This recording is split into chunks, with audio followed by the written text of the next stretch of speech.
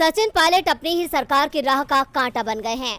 पहले उन्होंने 11 अप्रैल को एक दिन का प्रदर्शन किया, फिर 11 मई से 15 मई तक 125 किलोमीटर की पदयात्रा की और अब प्रदेश में बड़ा आंदोलन करने की तैयारी कर रहे हैं। पायलट बात वसुंधरा सरकार के समय हुए घोटालों की कर रहे हैं, लेकिन निशाने पर गहलोत ही दिख रहे हैं। पायलट के तेवरों को देखते हुए अब पार्टी हाईकमान उन पर सख्त एक्शन की तैयारी में है। राजस्थान को लेकर 24-25 को दिल्ली में बड़ी बैठक बुलाई गई है। राजस्थान कांग्रेस प्रभारी सुखजिंदर सिंह रंधावा, राजस्थान के सीएम अशोक गहलोत और पूर्व डिप्टी सीएम सचिन पायलट को बुलाया गया है। पायलट को सख्त संदेश देने की तैयारी है। कांग्रेस विधानसभा चुनाव तक कोई विवाद नहीं चाहती। ऐसे में अगर पायलट हाईकमान का प्रस्ताव स्वीकार नहीं करते हैं तो उन पर सख्त कार्रवाई की तैयारी है। कांग्रेस प्रभारी सुखजिंदर सिंह रंधावा 1 महीने पहले ही पायलट पर सख्त कार्रवाई की मांग कर चुके हैं। वो अपनी रिपोर्ट पार्टी अध्यक्ष को सौंप चुके हैं, लेकिन कर्नाटक चुनाव के चलते राहुल गांधी ने पायलट पर कार्रवाई टालने को कह दिया था।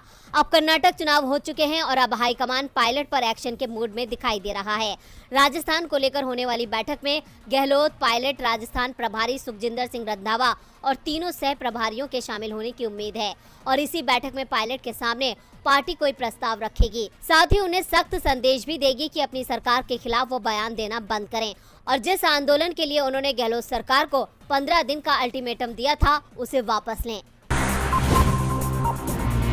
महाराष्ट्र में शिवसेना, कांग्रेस और एनसीपी का गठबंधन तैयार करने वाले शरद पवार अक्सर अपने राजनीतिक दांवपेचों से विरोधियों को मात देते हैं। उनके फैसले कई बार चौंकाने वाले साबित हुए हैं। जैसे कुछ दिनों पहले उन्होंने एनसीपी के अध्यक्ष पद से इस्तीफा देकर फिर अपना फैसला वापस ले लिया था, लेकिन उन 2-3 दिनों में महाराष्ट्र की सारी राजनीति पवार के इर्द गिर्द केंद्रित हो गई थी। यानी पवार अच्छे से जानते हैं कि कब कौन से पत्ते खोलने हैं। अब शरद पवार ने ऐलान किया है कि वो चुनाव नहीं लड़ेंगे, लेकिन उन्होंने बीजेपी को हराने के लिए रणनीति बना ली है। पवार ने कहा कि मैं जनता के सामने बीजेपी को एक व्यवहार विकल्प प्रदान करने के लिए सभी विपक्षी दलों को एक साथ लाने की कोशिश कर रहा हूं। आपको याद दिला दें कि नीतीश कुमार भी विपक्ष को साथ लाने में लगे हैं। वो देश के सभी नेताओं से मिल रहे हैं। इधर दिल्ली के सीएम केजरीवाल भी अब ममता और उद्धव ठाकरे से मिलने वाले हैं। यानी बीजेपी के खिलाफ मोर्चाबंदी तेज हो रही है। इस बीच शरद पवार भारत जोड़ो यात्रा के असर का महत्व अगले साल के चुनावों में देख रहे हैं। पवार का कहना है कि कर्नाटक चुनाव में कांग्रेस की जीत ने भारत जोड़ो यात्रा के असर को साबित किया है। जाहिर है 2024 के चुनावों पर भी इसका असर पड़ेगा। भारत जोड़ो यात्रा के 5 महीने पूरे होने पर एक सवाल के जवाब में शरद पवार ने कहा कि कर्नाटक विधानसभा चुनाव के नतीजों से राहुल गांधी की भारत जोड़ो यात्रा का असर साबित हो गया है, लेकिन उन्होंने आशंकाओं को भी दोहराया कि कर्नाटक के परिणामों के कारण आम चुनाव स्थगित होने की संभावना है।